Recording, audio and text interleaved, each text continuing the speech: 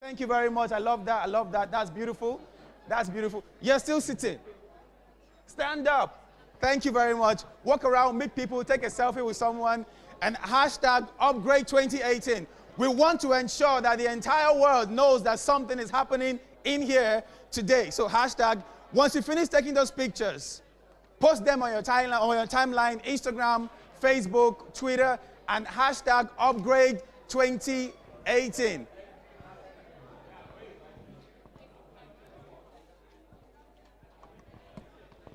Yes, that's. I don't want to miss out from the show. Yes. Upgrade 2018. Yeah. One more. Yeah. Who's next? I want to bump some photos. Yeah. That's good, bro.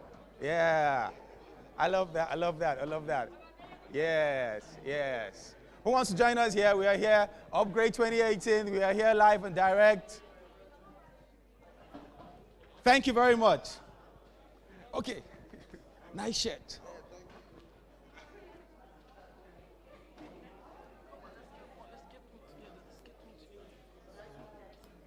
All right. Good. Thank you very much, ladies and gentlemen. Please just have our seats. Thank you very much. Thank you very much, ladies and gentlemen. Let's have our seat. That's a very beautiful one.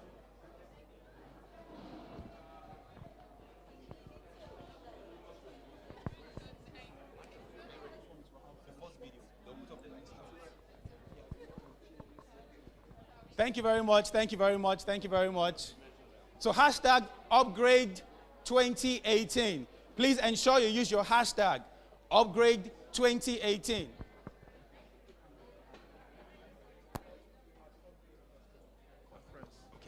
Please use the hashtag upgrade 2018, and you can also copy the official handle of this conference, upgrade hashtag Africa.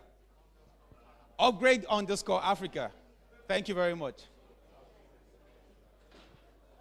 Lights, please. Lights.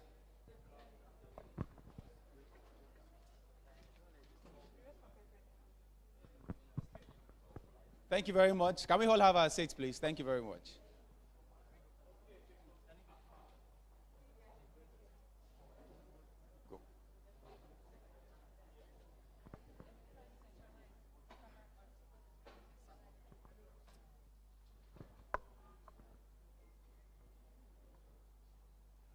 No, the first video, go back.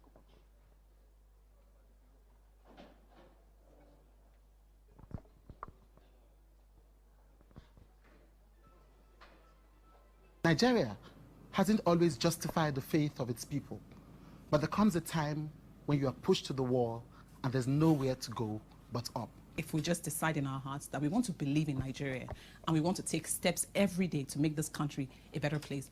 This is our dream. And a new Nigeria is that dream that we so much seek and desire. The destiny of Nigeria is in our hands.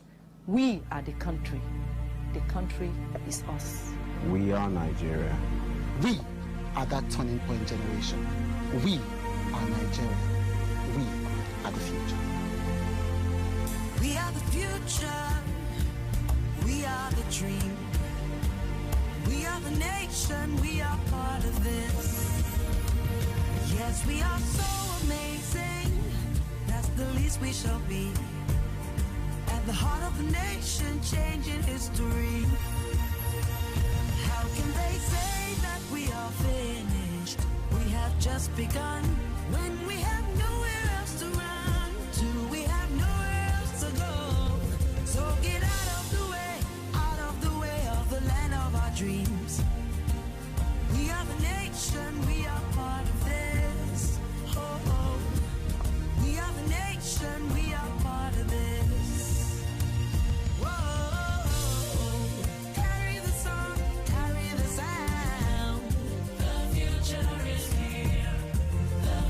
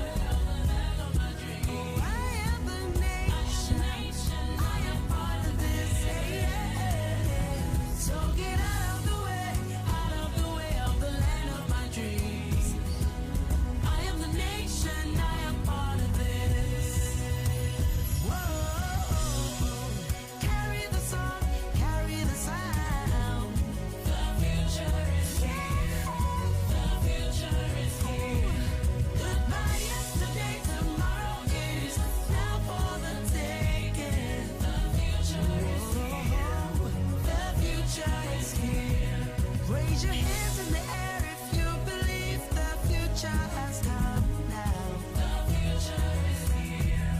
The future is here. This is our, this is our, this is our country. The future is here.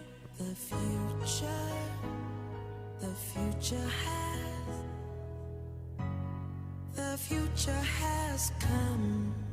The future is not a time zone that is yet to come. The future is everything that we can be but have not yet become. The future is everything that we can do but have not yet done. The future is here. The future is now. So go ahead and deliver the future, because you can, because you must. And together we will. Yes, ladies and gentlemen, the future is here. The future is now. How many of you believe that you are the major stakeholder in the Nigerian dream? How many of you believe that you are the one who has 100% control of what happens to our nation in the nearest future? If you believe that you are the major stakeholder in the Nigerian dream, please let's be on our feet as we take our national anthem.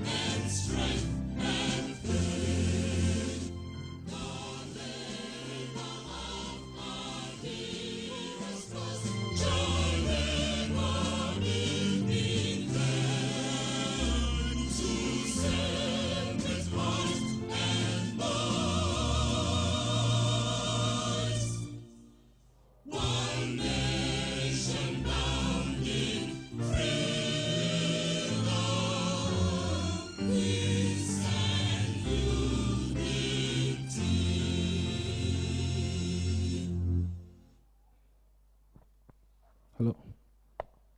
Okay, please, you may have your seats. Hi everyone, good morning. The room is very cold. Hi everyone, good morning. Good, some energy. My name is Ayo. I'm the lead planner for Upgrade Conference 2018. And first, I want to thank every one of you for making it here today. I know you could have been at an Owambe or chilling somewhere else, but you decided to come out here and get inspired, network. So we really appreciate it. And I think you all deserve some accolades. All right. So also want to apologize for starting late. Sincere apologies for that. But we're ready to kickstart. And we're going to start now. We're going to fly. So first, how many of you here go to the cinemas? How many of you here don't go to the cinemas?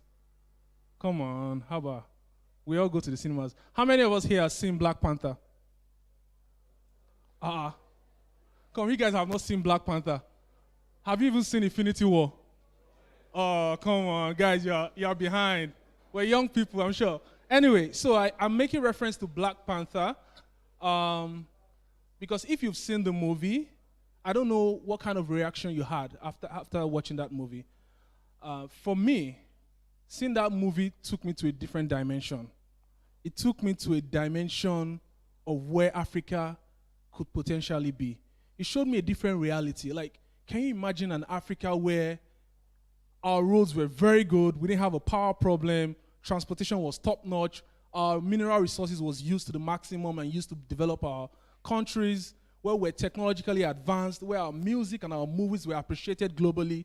Can you just imagine the combination of our culture, tech advancement, all of these different progressive indicators coming together for us, right? That's, for me, I was like, geez, man, this could have been the Africa that we could have had today.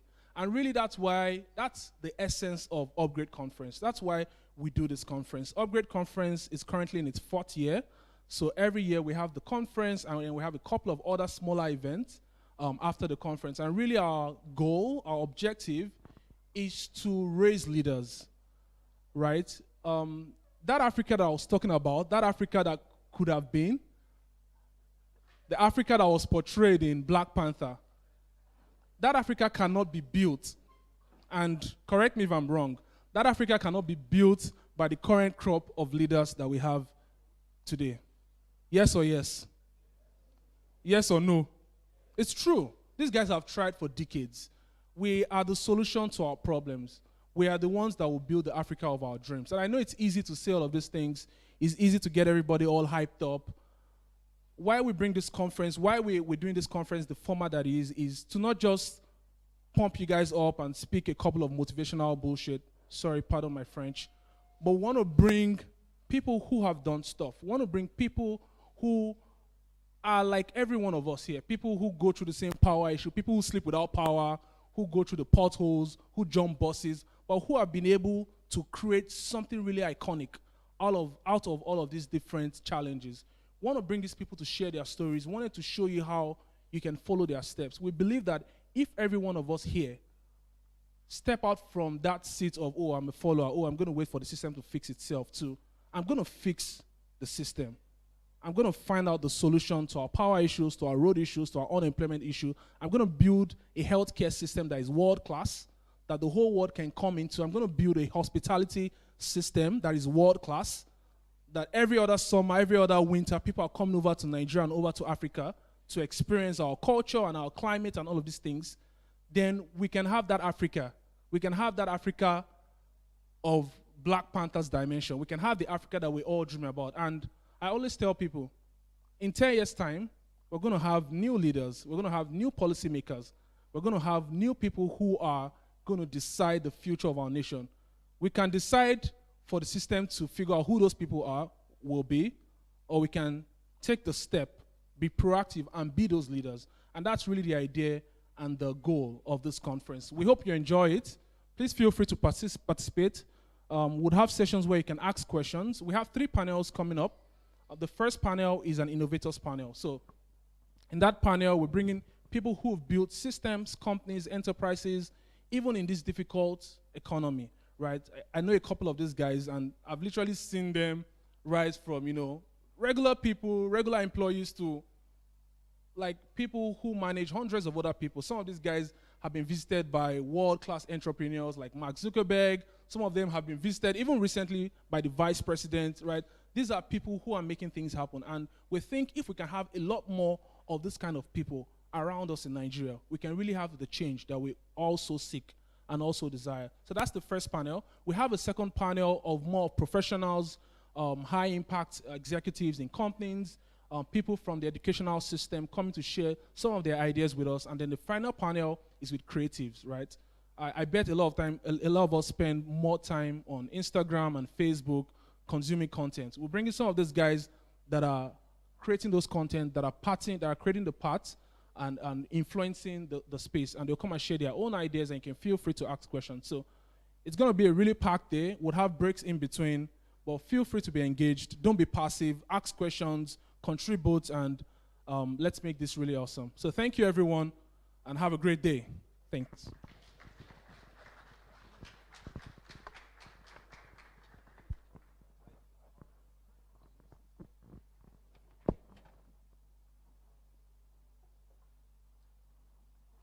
For jobs.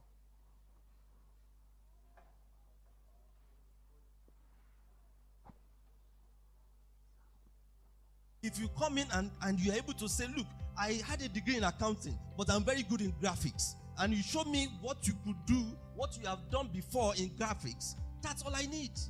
I don't care about your degree. We have a youth explosion in Nigeria, and this is what should be done.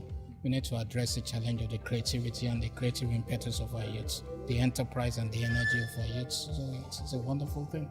If you don't apply for that job, you're never going to know if you could get it. Just have your options and keep going. So there's no secret formula to success or greatness. The real work is in doing all the things that we've learned from here.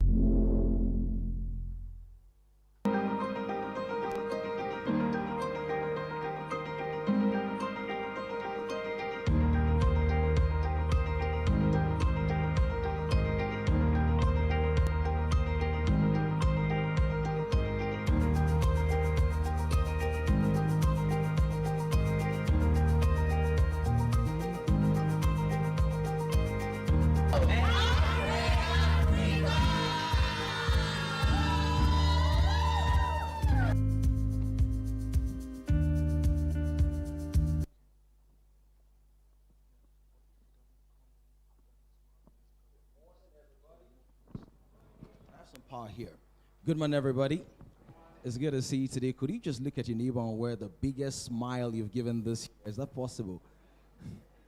But someone's like, that's not my, this person is not my wife or my husband. Why should I give it the biggest smile? It's amazing being here. I want you to join me in celebrating some very special people this morning. We live in a society that celebrates entertainment more than education. And people are more concerned about how you dance, how well you dance or look or what you wear than what actually goes into your brain, into your mind. So for everybody who's come out today to invest in themselves, we celebrate. Please put your hands together for your neighbor. Some of you are doing it in slow motion. Can you do it with more passion? And then let's celebrate my friend and brother, Pastor Akin, and the entire team for bringing us all together. Can we do that, please? Yep.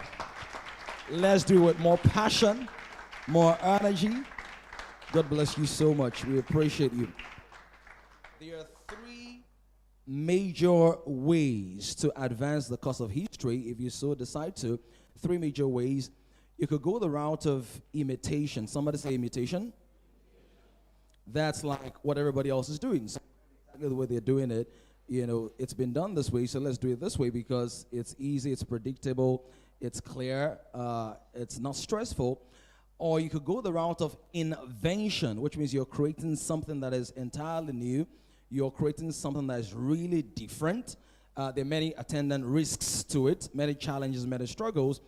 And possibly maybe the smartest way to change the world really is the third one, innovation, which means that there are some people are familiar with and you are stepping it up, you're ramping it up, you're taking it a notch higher.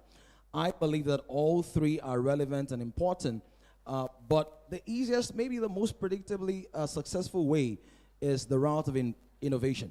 And this morning, we have some amazing innovators with us, men and a woman, and I'm personally delighted to meet them. I've met maybe just one of them in person, but for all of them, I've seen their work on different platforms, and we're going to be learning from them. This very first panel is all about how do you build a world-class enterprise in a challenging environment. Is there anybody here who's been trying to build a business 2 years, 3 years, 4 years, anybody like that? Is there anybody here who uses generators? Anybody? I want to be sure I'm living in the right country or in the right room with the right people, right? Honestly, if you have a generator in your house, raise a hand. Okay, if you have an inverter in your house, if you have a converter, you now need more than an inverter in your house, right? So we live in a challenging environment. Sometimes you have the best ideas, but you have the worst case scenario. You're not able to put it all together. These guys have been able to weather the storm against all odds. They've done amazing things. So let's celebrate them once I introduce them very briefly. The very first person helps us in the area of our stomach infrastructure. Very important something. The average Nigerian would choose food over almost anything else. They operate in the ministry of hunger. So this man, he has done something really phenomenal. And their platform, or they've set up a platform that allows you to have active participation in the field of agriculture and to meet the basic needs in that area. Please celebrate with me, Onyeka Akumah, CEO of Farm Crowdy, as it comes. You could do a bit of exercise, yeah, or just... If you've eaten this week, you can clap louder than that.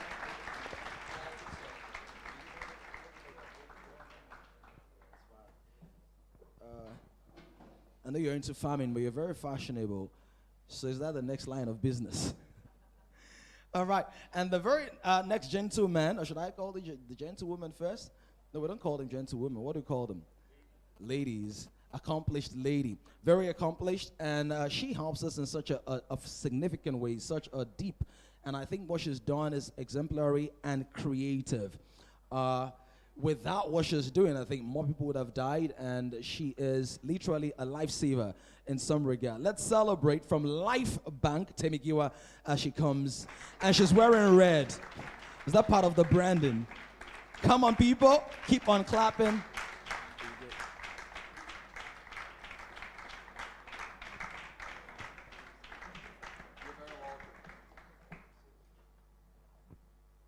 And our third panelist today, well, I met him earlier, and is a very, very interesting person. A man of many parts. He actually told me, I don't know whether I'm allowed to say, am I allowed to say it? Okay, maybe he'll say it himself, or I'll navigate the conversation in that direction. Please celebrate an innovator, a creative person in the technological space and a few other spaces. This morning, let's receive Simeon Ononobi as he comes.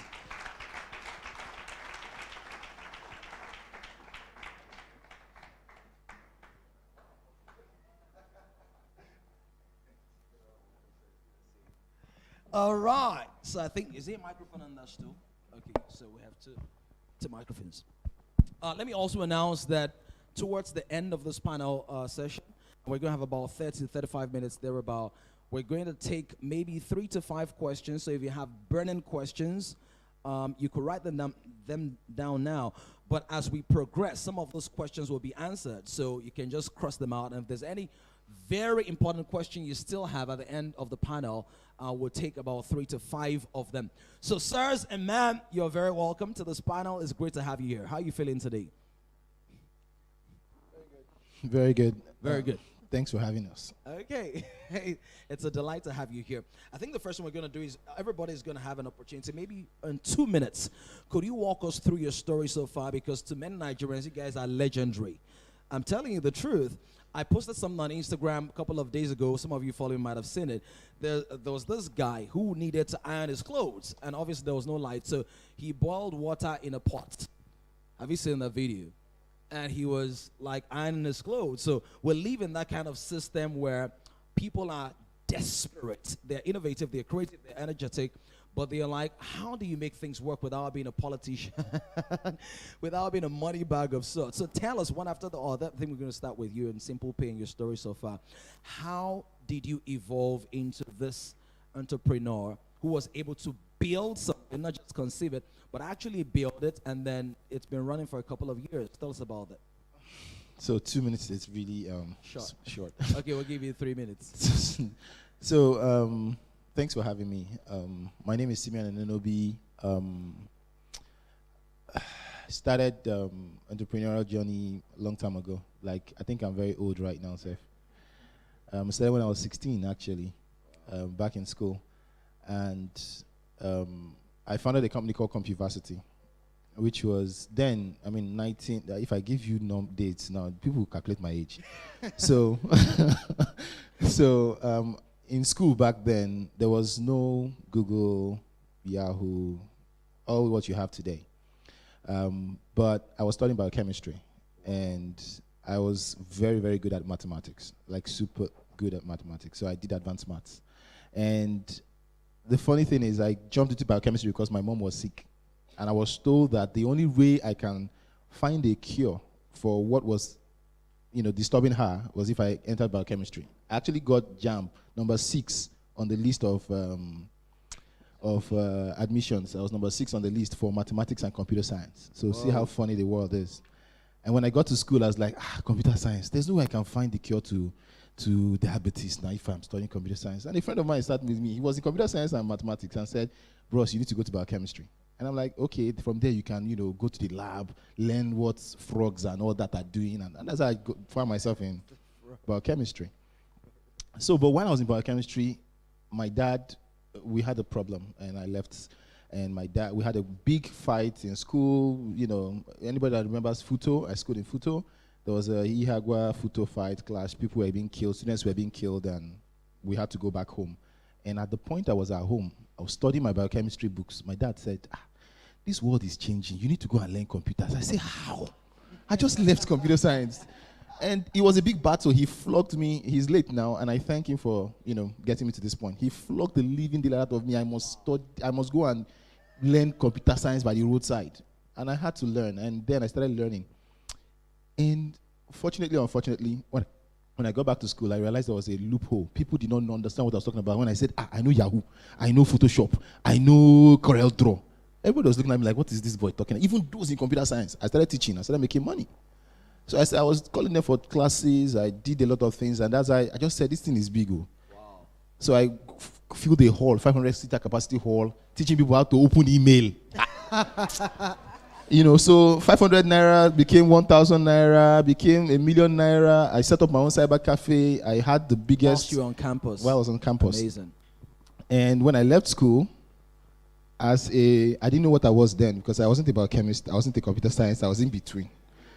So when I left school, I started, working around and doing my own thing. Then I met some guys that were talking about politics and all that, and they wanted to build something for Nigeria. I said, Nigeria, the best thing to build is get businesses to employ people. And that's how UWIN started. And I built UWIN, and I sold it to the federal government.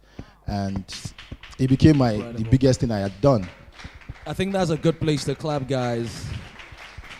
So that was how I started. I went into full-time stuff. I built the first GT Bank mobile app called GT Bank Move. That was back then in 2000 or something, before the former CEO passed on. And from then, I started my own company called Simple Pay. And from there, I moved to what I'm doing today. So over time, my entrepreneurial journey has been a need. So if I find a need in a particular... So for instance, what I'm doing today is a company called Thank You. Yes, the company is literally Thank You. Now, when I say it, people laugh like, thank you. What does it mean? It means loyalty for everybody. So FarmCrowd is building a platform for guys to be able to, get farmers involved and all that. But there's a gap. When I was trying to solve a problem for payments, I realized there was a gap. Yeah. Merchants don't know customers that come into their place. They don't know their names. They don't know anything.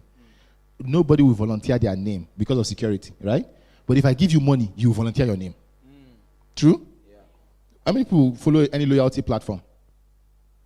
You gave your name for free. Why? Because you're going to earn money. So I decided, why not build a platform where every company can use the same platform and you can earn money? Because right now you are stuck at, I can only spend my loyalty point at Spa or this or that. So I built a platform where Spa, Dana Airlines, GT, everybody is on the same platform. And as you buy at these locations, you earn at these locations and you can spend at those locations. That would help the businesses know that, okay, BC came yesterday, BC is going to come tomorrow. We use AI to be able to predict to the merchant how many times customers will come back and what their future earnings will be just by giving rewards. And that's what we say, thank you. We tell the merchants to tell everybody thank you. And that's what we're doing today. And we're growing. We now have a lot of merchants on our platform. And thank God we just signed Dana, Game, and KFC. Wow. So we're doing a lot. Incredible. So that's about your story is very inspiring, but for some it's depressing. Because you were in school, you had made £1 million. Some people here, they've been out of school for 10 years, and they have £1 million in debt. The difference is hunger. Wow. You have to be hungry. I said something just now. I said, boss, now when you broke, innovation, they come. That is the truth. I was broke in Thank You. Thank You that we are celebrating and all that. It's on the airport, by Courtney, everybody wants to get into it. I was very broke, trying to build something that people did not understand. And there's that fear that, if you are broke, what else is behind you? There's no money in your pocket, there's nothing. So you have to start thinking. And funny enough, we thought about a solution that saved us almost 20 million naira. Wow. Because we were broke and hungry. So you have to be broke and hungry to get to no, but I'm serious. If you're not hungry, you cannot innovate. That's the truth. If you're not hungry about how to find a solution to a problem, you can't get anywhere. You have to be hungry. All right. And hungry doesn't mean being broke. Hungry means I just need to fix it any way I can. Anyhow, just fix this problem. The solutions will start. God is not, he's waiting for you to be hungry. Now, when you are hungry, you get the solution. Simple. That's incredible. Thank you so much for sharing your journey with us. I think that there are already nuggets that somebody should be encapsulating right now. And please, you need to avoid the ideology that I already know it. Because I think sometimes what gets in the way is that you feel you know it, but you really don't know it until you begin to show it. So he spoke about hunger, spoke about being sensitive to the needs around you, having that drive and that passion to see that hunger as an opportunity or the need as an opportunity to make a difference. We're going to talk to Tammy right now. She's wearing red. Life Bank. So what kind of bank is that? It's not like you have savings, life savings, you withdraw life, like you go to the exam, give me 10 kilograms of life. Can I have 2 extra months to my life? That kind of, is that how it works? It's like, I'm giving you a check for life. Is that kind of bank, or is it a different kind of bank? And if it is, how have you evolved from being, I just imagine you being a sweet young girl, looking all pretty, and then one day something happened. Did an idea fall from heaven? God said, my daughter, my daughter. How did it happen? Walk us through the journey. Is this working? Okay. So my journey is a little bit different from yours. I think what drove me to start Live Bank is simple hunger, right? I was very hungry. I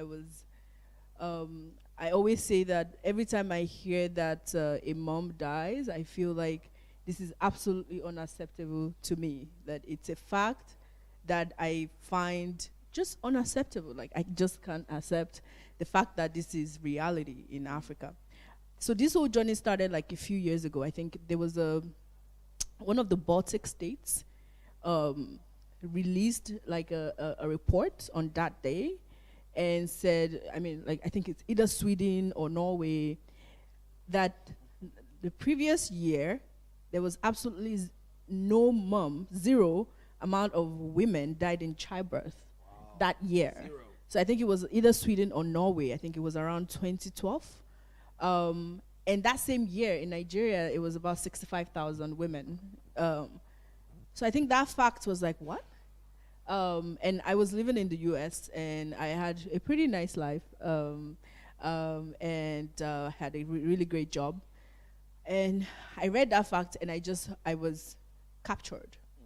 And there were a few other events that happened to me that sort of reiterated the need to sort of focus on this problem, that it was absolutely unacceptable for moms to die in childbirth. I wasn't even sure that I cared for, of course I care about children, but it was just the mother that has lived a full life that just was doing something for the entire community and just dies for no reason, right? And so that captured me. And my journey to Life Bank was just basically following that fact and following the history of that fact.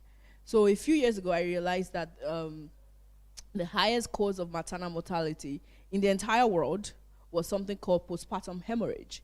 Basically, a mom gives birth and she starts bleeding, and within 2 hours, she dies. So it wasn't like a long drawn thing. It's just you have a window of between 15 minutes and 2 hours for, if a mom is bleeding, for her to die, and that was it. And I knew that even if you can't stop the bleeding, you could keep transfusing blood into that mom for a while, and then, she just, at some point, her body learns to clot, and then she leaves, right? And once I found out that, so I went with that fact. I started thinking about, building a blood donation system. I started a small little organization that was doing that. And then I now found out that there was a surplus. So blood banks in Nigeria were discarding blood. So everything, all we all know about blood and blood products is that there's a shortage of them. But in Nigeria, there was a shortage and a surplus at the same time, because it's a short shelf life product. It's a product that lasts 6 weeks. So when I found out that information, I was like, okay, so what needs to happen is to build, basic economics 101 is when you have a surplus and a shortage, you need to sort of bring the market back to equilibrium. And the way you can do that is to make sure that you have both parties speaking to each other. And then we built a marketplace, a blood marketplace.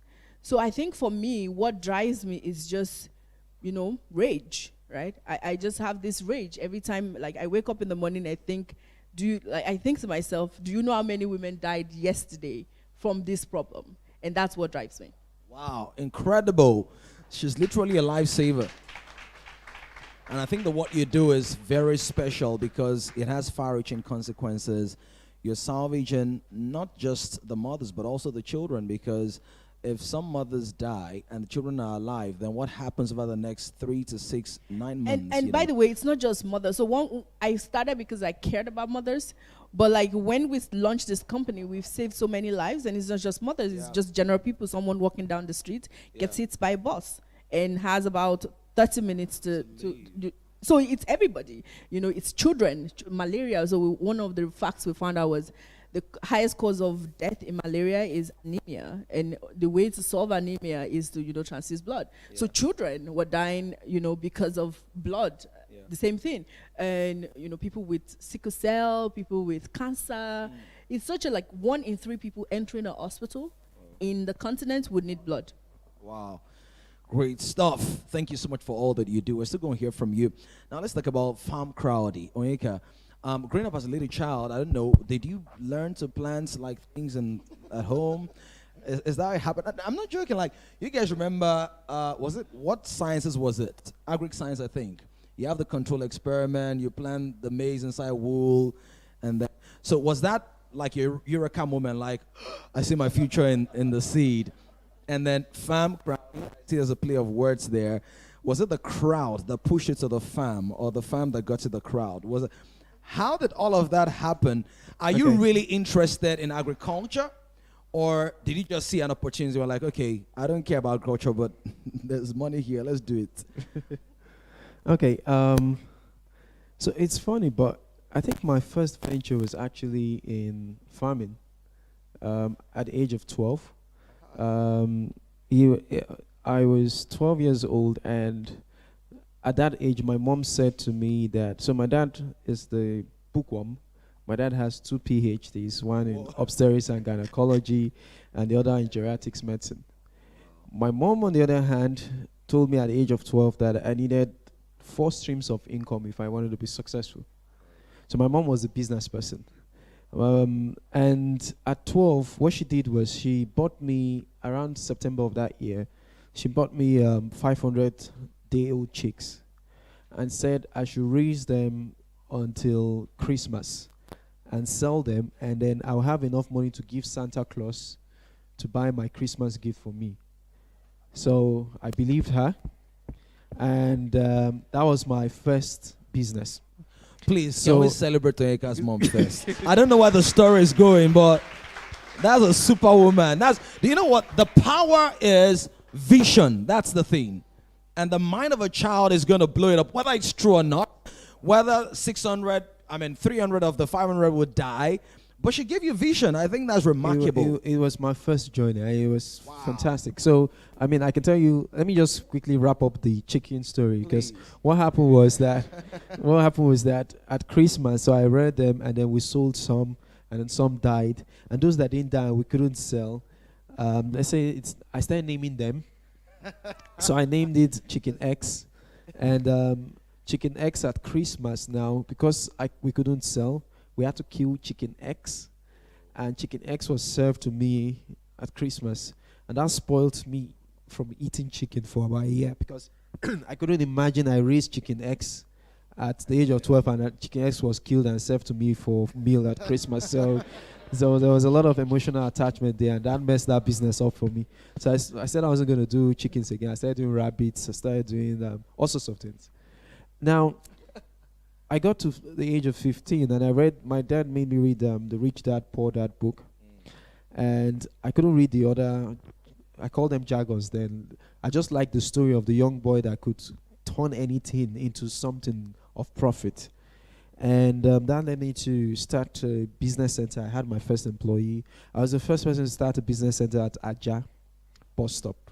So, bought an umbrella, put plastic chair there. I had somebody selling recharge cards for me while I was trying to get into school.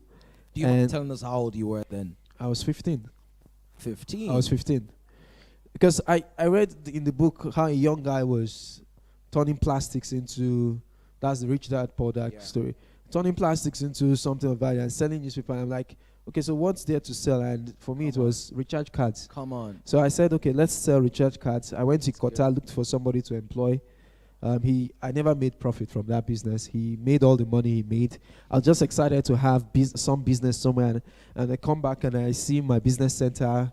And it was just that umbrella there at the Ajah bus stop. And then people would come buy recharge card. I was just happy to see that happen. That led me to fighting with my dad, where he said he wanted me to read medicine. I said I didn't want to read medicine. I wanted to do computer science. So I was a flip of Simeon. I wanted to do something with computers, and we fought. And he said, "Okay, he then agreed at some stage. I don't know. He went to church and got this preaching in church where I don't know who the pastors preached to him, and he came back and said, okay, so I'll let you do whatever you want to do, but just make sure you get to your PhD level. So if you like read music, just get to your PhD level. I was like, okay, no problem, I've agreed. And so I got into school, read computer science, software engineering, and while in school, my first semester I learned web design. And there was a point in time where things would be difficult in the house, and we had to. My sisters were also in the university, in secondary school, very expensive schools. Because my dad's take was you must have the best of education, so very expensive schools. But we're drinking Gary, and it wasn't that easy. So I had to look at what do I have here in school that I can do, and it was web design. I started designing websites. And in my final year, I made $500,000 from a web design project I did that allowed me pay for school fees and stuff like that. And that business for me stayed on for the next 10 years because I started designing lots of websites. And because my mom said that even your day job is one stream of income, so I kept my day job while continuing designing websites. I designed over 350 websites in the time when I was running that business. What was the average rate at the time? The average rate, I mean, one project gave me $500,000. Some other projects, I did 25 billion. Million. Okay. Naira. This was in 2000. I wanted to downplay in case someone was kidnapping you. No. This was in 2005. And $500,000 in 2005 and your final year in school was something. I was balling. Definitely. And also, what I also learned was, before I did that, I didn't just do one project and got that money. I did about 25 websites prior to that became portfolio websites for me. They didn't necessarily pay me. Some of them paid me 20,000 naira, some of them paid me 15, some owed forever.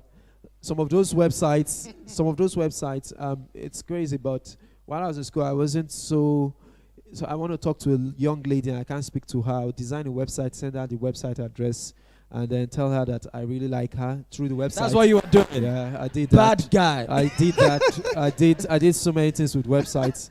I did. A man's gift to make room for yes. And I mean, for me, it was just thinking about what I always saw. The important thing is, I felt that there was nothing I wanted to get. I shouldn't be able to do with my hands. Come on. And so everything I knew in my head and everything I knew, the skills I had, she always opened the next door for me. I wasn't going to be ready to beg anyone. And that was a bit of a drive for me. So that sparked a lot of interest in looking for, and that's why I picked computer science. For me, it was a bedrock to solve problems in different sectors. My journey ran from there into working for the likes of British Council as a webmaster. I joined GTB, was responsible for the launch of the SME Market Hub, did some things with our mobile apps. Then my foreign startups, so Waka now helped launch Jumia with the team in Jumia as director of marketing, joined Konga as VP of marketing, and then designed my first mobile app that I then sold to Business Day, which is called Quick Gist. And that was my first stint of doing something for myself and then getting a team of people in the tech world and building something. It failed, and I've learned. Yeah, well, in the sense of the word failure, my own term of failure was that I was looking at it becoming something else, and when it didn't get there, we then sold it. The team was acquired, made some money, yes. So in terms of success is defined in different stages, but I considered it failure because there was a dream I had for it, and I couldn't get there, and then sold it. Okay. That led me then into deciding that in the application of technology, there are three sectors I was looking at: agriculture, real estate, and transportation. I picked agriculture first because two key reasons. One, the timing around the country, we saw a lot of people interested in investing in agriculture. I too wanted to invest in agriculture, so I was looking for a farmer to invest in, and that then led me to discovering problems that over 38 million small-scale farmers in Nigeria have. 38 million. That's huge. Access to funds, training to expand on the extra land they have, and market access to sell what they produce. Then there were millions of Nigerians that were constantly bombarded by the government to invest in agriculture. Like me, I wanted to, but I didn't know the farmers to work with. And so, just like Temi, we decided to connect both sides using Farm Crowdy. So Farm Crowdy is now a digital agriculture platform that connects the sponsors or investors to the farmers, where you sit back on your computer and you sit back on your mobile device, and you can now decide on whether you want to sponsor a maize farm, a rice farm, cassava farm, soya beans farm, or a chicken farm. And when you sponsor, we get the monies and we're able to now engage the farmer to do the work on your behalf. And then he goes through the full cycle, and we've already tidied up the market to sell his produce. So he goes through the full cycle, and at harvest, we sell and split profit between you, the farmer, and Farm Crowdy, where you get 40% of the profit plus what you invested. The farmer gets 40% of the profit, and then we get 20% for the work we've done. In doing that, I mean, some level of success has come out of it, and we're excited about what we've done. We're now in 9 states. We've been able to, in 17 months, we've been able to generate maybe close to #1 billion already through the platform. We've worked with close to about 6,000 farmers that we've grown their income by an average of 80%. Wow. There are over 1,000 Nigerians that are sponsoring these farms. So it's growing. This is absolutely brilliant. It's growing, but I still have my mom's words in me. And so in solving problems, it's identifying how I can use technology to solve problems in different sectors, agriculture being one. So just back to your question, I'm a farmer today because I'm using technology to solve problems related to agriculture. But tomorrow, I may be a real estate guy because I'm using technology to solve problems in that sector. All right, brilliant. Can we appreciate them? The stories are so inspiring, so amazing, and so authentic. Now, I want to ask you a very important question. How do you verify an idea is actually viable? Because you meet a lot of young people, particularly in our economy, of course, most people in Nigeria are young today. People have many ideas, so people have different ideas of, I'm going to do this and it's going to blow. That's the biggest goal now, to blow. Blow. Everybody just wants to blow. Like, then after you blow, what will happen? I'll just blow now. How do you verify, authenticate the viability of an idea so that you don't waste, 3, 5, 7 years? There's some people, they always tell you there's something in the pipeline. And so I had a eureka moment and said, okay, that's why they always vandalizing the pipeline, because people always say there's something in the pipeline. And there's those who are always working on things, but there is no fruit. There is no displacement. There's no value creation. And they keep maybe taking loans, borrowing money, and going through all of that. So can you give us quick fire, maybe 30 seconds each, 45 seconds each, the anatomy of a brilliant idea, a viable idea? So, hello? Okay, so for me, there's a difference between, so I've gone through all the stages. I've gone through starting very, very well, like it wasn't an idea, it just worked. I mean, coming in front of a class and saying everybody, oh yeah, to open your email, what is your name? Your name is Adegoke. Okay, simple, Adegoke at yahoo.com. That's your email. Stay there. You, what's your name? Joke. And they were paying 500 naira for it. They were queuing up and paying. Everybody. So it wasn't an idea that I thought was going to make money. It was just, wait, these guys are really excited about it. Block that door and charge 500 naira. And that's how it started. I never thought of charging. I wanted to do a pro bono work. Free. Just come and open email because I've learned it. But at the end of the day, it worked. And today, then people were paying. I now started doing it annually. Every year we'll do Convivacity show. Please book your ticket early so that you can enter because the hall will fill. We grew from 500 capacity to 1,000 capacity. Do you understand? So it wasn't like I knew it was going to work. It was just something that happened and I had to charge for it. So, but over time, we were caught in the Silicon Valley craze where everybody in Silicon Valley was raising money. Now, and there was a small misunderstanding about what raising money is, that we thought raising money was actually revenue. Raising money is not revenue. Come on. I have gone through that mess. So I can tell you authoritatively, when you raise money, you're not getting revenue. You're only spending money from people's pockets and trying to validate an idea that might not work. What you should actually focus on is profit making. Is it viable? Can I sell it to one person? If you can't sell it, I keep telling everybody, if people in your environment cannot buy your product, boss, don't take it to the world. They will not buy it. That's a good one. Because if somebody like Onyeka will not use my product, I go fear. Because Onyeka knows me down to the root. So if I come to his office and say, this is my product, Onyeka buy, and Onyeka doesn't bring out money to buy it, then there's a problem. Why would Joke buy it on the road? So there's no validation. So you have to validate that it will work. I remember Farm Crowd when this first started. Was it a good idea, a great idea? Will I put money? Yes. Do you understand? So if the immediate environment knows that, yes, this is a value proposition that will work, don't think about the word. I did it. It was a mistake. Guy, take my word. Don't think about the world. Think about Aja. Think about Aja. Don't think about the world yet. Validate that the product will work in Aja. Once it works in Aja, then, okay, Aja is working. Okay, we can take it to the next place. Facebook, validated. Yeah. We forget that issue. Yeah. Validate around you. If you are on the campus, validate your product in that space. If that is workable, then it can be. If people don't buy your fair coat, don't go and make more. Don't go and raise money to make more fair coats because one person did not buy. Yeah. So to validate it is simple. Get the guys around you. Get the people that you know. I mean, the good, the bad, the ugly, as like we call it in the office. Some people that we know will never take your product, but let's see if they would like it.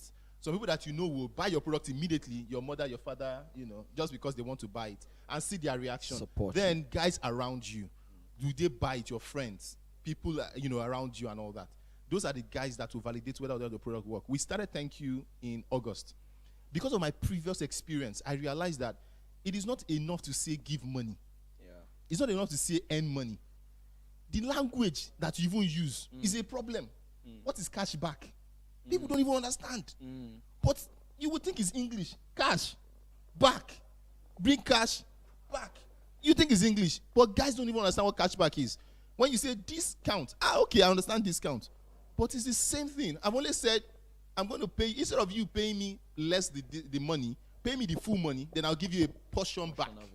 That's all I'm saying. And you can use that portion in the currency I've given you to buy other things. It's cash back. It's simple. But because if you thought about it, you're getting cash back, you rush the market. Oh, I have a brilliant idea. People will get cash back. By the time we tried the first one, second one, third week, people were asking us the simple question. Sorry, you say cash back. What's in the cash back? And you're like, no, when you spend 100 naira, I will give you 10 naira back. Why you know Kuku just come out the 10 naira? Why must I give you the 100 naira? So you start seeing people's idea that, okay, wait, maybe we are getting the wrong language. Yeah. We started changing our language. Once we validated within Lekki that, people are doing it, and we've done 1 million, 2 million naira, 3 million naira in rewards back. We're like, okay, this thing might work in Ikeja. Let's go to Ikeja. We started doing in Ikeja. That way you can validate your product. And once you can validate it within a small circle, then it will work. And don't know it all. Yeah. The major problem we have as entrepreneurs is we think we're too smart. I was in Onyeka's office less than 3-4 weeks ago. Asking, Onyeka, Biko, help me. This is something I need. I need to be able to get the best staff in-house. Please, how do you do it? Why? Because I know that he is good at that. There are some things I will never ask him because I know he might not be good to answer me. But there are some things that you know that this guy is good. He has done it well. His staffing is perfect. How do I get into that space? Then you go and ask. Don't be shy. Don't be a superstar. Yeah. Don't tell yourself you know too much. Validate your product within a small space. Then you cannot take it out. All right, brilliant. I think you've covered that. That's a good place to clap as well. Do you want to say something, or should we move on to another question? All right. I think you really covered that. So start small before you scale. I think there's a certain axiom about think big, start small, and grow fast. There's something else I want to add. Now, I don't know the demography of people here. I don't think everybody here is also starting from you just have an idea and you're kicking off. Some of you may be working somewhere and you have an idea and you want to know how to validate the idea. Let me give my example. I had 2 ideas at different times. One I had, at that time I was VP marketing in Konga. I resigned and raised some money from an investor and then jumped into the idea and started running. Eventually it didn't go as planned, as I said earlier on. And then I had to sit back and then start counting some losses. And it was a case of, I've just left a good job. Now I've started off on something and it's not going the way it's supposed to go. A better scenario now I can give you is how we kicked off Farm Crowdy. I started researching around the idea of Farm Crowdy 1 year before the launch, or before going live. And then the investment I was using to prepare myself to get Farm Crowdy off the ground was my salary where I was working. So another way, again, in addition to what Simeon has said about starting small, is also to understand that your salary can also be capital for you to fund your idea, to see whether you will even get paying customers. And so what I did with Farm Crowdy was, we went live in September. I already knew I was going to leave in February of that year. I had told my employers around July. So this was Travel Better, an startup I had launched then for the owners, and told them I was going to leave as of July. So as I started saving money for Farm Crowdy from when I knew that I was going to do it in February, started saving money from March until September when we went live. Now, the monies I saved helped us to pay some of the early salaries of people for the initial 3 to 4 months when the idea started off. And then I also wanted to be sure that I was getting people paying. And I wasn't going to pull my weight from where I was to come and drown the idea, because I have so much expectations and a lot of things that I'm coming with. So the business then started taking off. And at the point where it took off, 3 months into it, I was able to prepare a pitch deck to start talking to investors, because I had track record of some of the things it had done for a period. And that was where we were able to raise some money, and then I could easily resign effectively and come in fully. Okay, so that may help somebody else here walking somewhere. All right, thanks so much for the addition to it. Let me ask Timmy something. You were living in America. Predictable systems, stable environment, power supply, all of that, you know. You see the policeman in America, you feel like becoming a policeman. Yeah, they're well kitted and everything, respectable and all of that. So you have an environment which is developed. People have a certain level of exposure, perhaps within certain circles of innovation. And then here you are in Nigeria, and there are people possibly say, Madam, we are settled us now, Fana. To save their lives, right? It's an interesting environment. You want to do something good for them. They're asking you, pay us first. I heard the story of a guy who was trying to build a transformer, or put a transformer on the street. And then the area boy said, you have to give us 100,000. But those lights. I mean, you're just stunned. So I'm sure you must have had a bit of a culture shock. Did you? Yeah. And if so, what happened? How did you overcome it? Did you go like, I can't take it anymore, I'm going back? I actually, so first I've always felt Nigerian, right? African, right? You've always felt African. I've always felt African. So I grew up in the US, so I went to high school, college, grad school, everything. But all through this, I always gravitated towards Africans, right? I've always, sort of spent time in the African communities. So when I moved back, I also didn't move back the typical way people move back. Like, I didn't move to Lekki with a chauffeur, with a car, AC. I actually moved to like a place called Shagotedo. Like, it's very far, like after Aja. Yeah, and I was catching, I used to work for Lagos State, so I was catching buses from that place to Ikeja. I'm sorry, did you have to work on your accent? Well, because I mean, you want to pay your fee. I speak Yoruba. Yoruba. Your fare. So okay. I speak Yoruba very fluently, so that really helped. So I always, whenever I needed to deal with, conductors, bus drivers, I'll switch to Yoruba. My Yoruba is not accented and it's very good. Okay. So I can curse out anybody in Yoruba. And also, like, I don't look, like, when I'm out there, I'm not like this. I'm like cursing them out as much as they're cursing me out. Like, I also have a significant road rage problem. So I'm like, all sorts of things. So, so I didn't move back in the typical way. But the reason why I did that was I felt like if you were going to change the world, you need to figure out what you're changing. You need to understand the society, the good and the bad. So I know the good. Nigerians are amazing people. We are giving, loving. And if someone comes here and says, my daddy is broke, is sick in the hospital, we need 100,000. Everybody here will find that 1,000 in their pockets and give it. That's who we are. as a community. That's an amazing thing. It's something I've lived all over the world. I've lived in Europe, in East Africa, of course, I grew up in the US. I've lived all over the world, and that's something you don't really see. But we have that. We have our bad as well. It's a very difficult society to live in.